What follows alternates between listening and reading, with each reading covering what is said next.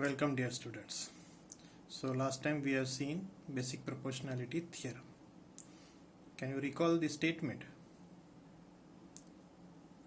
Yes, if a line parallel to one side of a triangle intersects other two sides in two distinct points, divides the sides in proportion. Correct? That was the statement. So if you understood that theorem and the statement very clearly, now I'll explain you what is converse of basic proportionality theorem. For converse of basic proportionality theorem, we did not require the proof, but we have to understand the statement very carefully. Now what is that? Now see, just compare the two statements, that is basic proportionality theorem and a converse. Now just try to recall.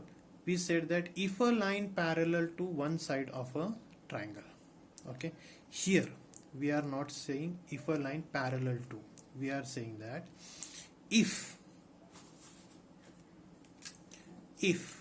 a line divides any two sides of a triangle, if a line divides any two sides of a triangle in the same ratio.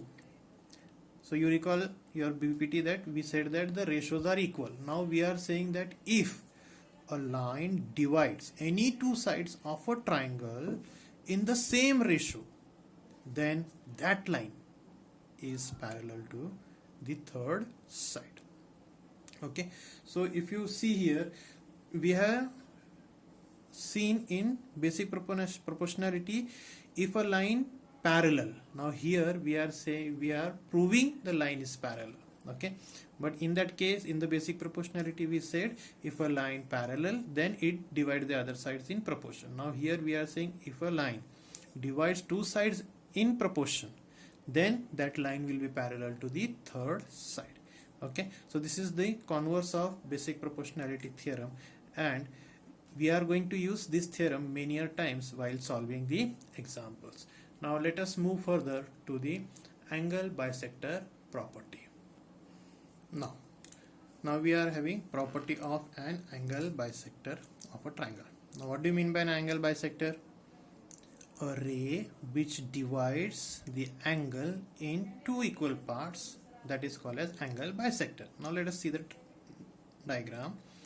In triangle ABC, CE is the angle bisector because it divides the angle C in two equal parts. So ray CE is called as angle bisector. Now based on this angle bisector, we are having one theorem. Okay, now let us see the statement of the theorem. What is the statement? Now last time also I told you must understand the statement very carefully, and then only we start proving it. Okay, if you understood the statement, we can able to write all the given things to prove, if needed construction, and then the proof. Okay, now let us see what is the statement. The statement is the bisector of an angle of a triangle divides the side opposite to the angle in the ratio of the remaining sides. I'll repeat and we will learn it carefully. The bisector of an angle, ray CE, is an angle bisector. Okay, the bisector of an angle of a triangle divides the side opposite to the angle. Now which is the side opposite to the angle C, ACB, or angle C? That is AB. Divides means AE and EB. This is the division of the side. Okay, so the bisector of an angle of a triangle divides the side opposite to the angle in the ratio of remaining sides. What do you mean by remaining sides? Now see here, this is the side which is divided by ray CE. Now one side over, then what are the remaining sides? The remaining sides are AC and CB. Okay, means the statement says that, the theorem says that CE divides the opposite side of an angle in the ratio of remaining sides. That is, AE upon EB. This is the ratio, correct? AE upon EB is equal to, remaining sides start from A again, AC upon CB. Okay, this we want to prove. I'll repeat, AE upon EB is equal to AC upon CB. This is the theorem and that we want to prove it. So let us prove it. So from the statement, now let us see what is given to you. Okay, now here the bisector of an angle of a triangle. Now which is the bisector? CE. Which is the angle? That is AC or angle C. So from the statement, what is given to you? In triangle ABC, bisector of angle C, that is angle C, of intersects segment AB in the point E. This is the only thing given to you, nothing else. I'll repeat, in triangle ABC, bisector of angle C intersects side AB in point E. Okay, so this is given to you and that can be understood from the statement very well. Now let's see what you want to prove then. Yes, can you recall? AE upon EB is equal to, either you can say AC or CA. So CA upon CB. So see here, you want to prove AE upon EB is equal to CA upon CB. Okay, for sake of understanding, I always tell students that you can start like this: AE upon EB is equal to, when you started from A, start from A again, AC upon CB. Okay, so that will not make any confusion, because sometimes if you change the ratio like CB upon CA, although you will get some answer, but that answer will not be correct. So to remove the confusion, what you are going to write, AE upon EB is equal to AC upon CB. That will be easily remembered. Okay, if you want, you can try like that. Now we are having some construction here to prove this theorem. Now what is the construction? Very interesting. Let's see. Draw a line parallel to ray CE. This is CE. You have to draw a line parallel to CE which is passing through point B here. Then we have to extend this AC in such a way that it will intersect at point D. Now I'll show you how it is. See here. Now I am going to draw a line parallel to CE like this.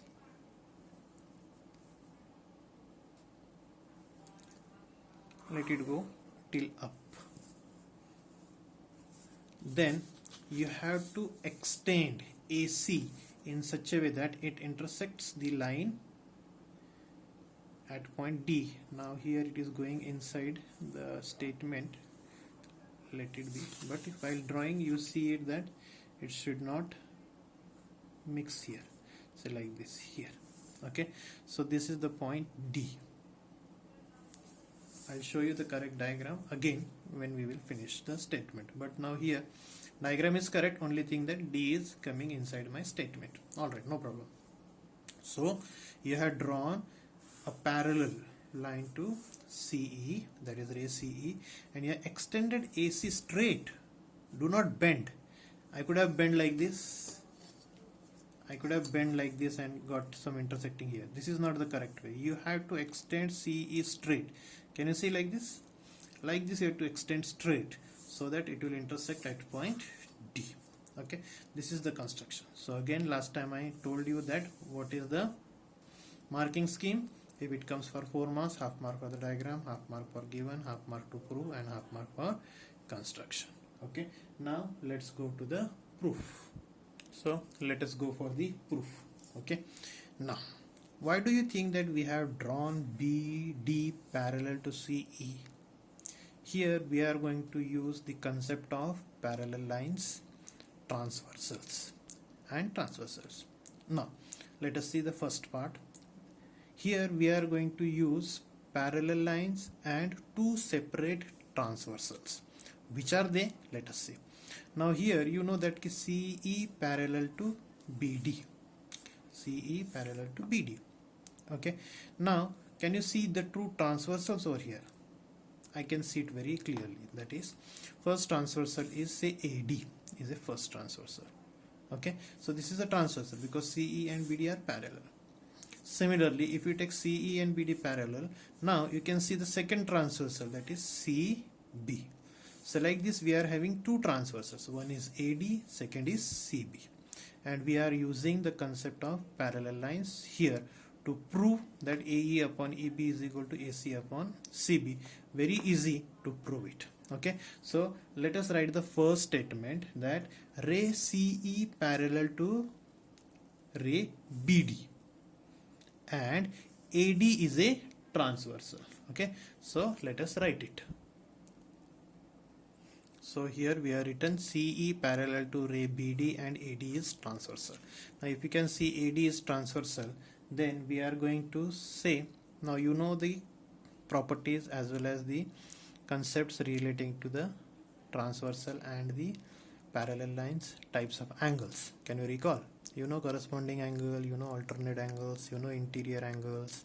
Okay, so that concept we are going to use. So here AD is a transversal. Therefore, I can say that, therefore, now I am saying angle ACE. We are saying CE parallel to BD and AD is a transversal. So angle ACE is equal to angle what? CDB.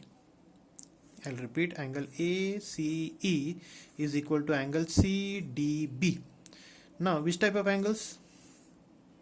Correct, these are corresponding angles. So let us write it. That is angle ACE equal to angle CDB. Angle CDB. What is the reason? That is corresponding angles.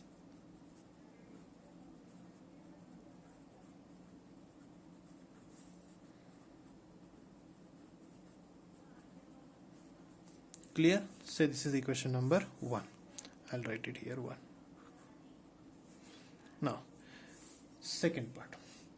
Again, now take ray CE parallel to ray BD. Now let us take CB is a transversal. So we can say, right, taking CB as transversal.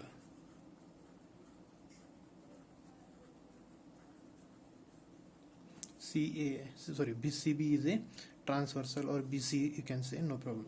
Now, so understand, now you are saying that CB is a transversal. I can say that now angle ECB, take it properly, angle ECB is equal to angle CBD. Correct? I'll repeat, angle ECB equal to angle CBD. Which type of angles? Correct. Which type? Alternate angles. So here I'll give the symbols like this. So I can write, therefore, angle ECB is equal to angle CBD. Equation number 2. What is the reason? Alternate angles.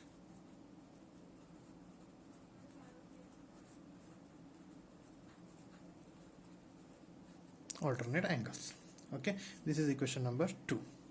But you know that we have said that CE is a angle bisector. So what you are going to get then?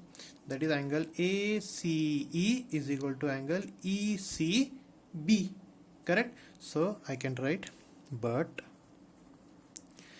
angle ACE is equal to angle ECB. Say equation number 3. You can write either given, or you can write what? Angle bisector. So here it is given to you because we are written it in given. So we are going to write it here, it is as given. Okay. So 1, 2, 3. Now observe this 1, 2 and 3 very carefully. Then we can understand that what exactly we have proved. Now see here, I'll repeat. In first case we said that angle ACE is equal to angle CBD. So this was the symbol here, so I put the same symbol over here. Correct? Similarly, when we said BC is a transversal, and then angle ECB is equal to angle CBD. So this was the symbol over here, so I put the symbol over here. So if you see that these both symbols are same, means we can say that these two angles are equal. correct? If these two angles are equal, then if you consider the triangle BCD, these two angles are equal, means which type of triangle it is? Correct, it is a isosceles triangle. If it is an isosceles triangle, then we can say that CD is equal to CB. This is our ultimate aim, that we want to prove that CD is equal to CB. If we can prove this one, then rest of the things are very easy. So that you have to understood from the equation 1, 2 and 3. So from 1, 2 and 3, just now I said these two angles are equal. Now see here, I'll explain from here how it is.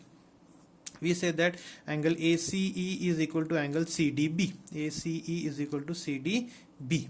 Then we said that ECB is equal to CBD. Correct? But now we are saying that angle ACE is equal to angle ECB.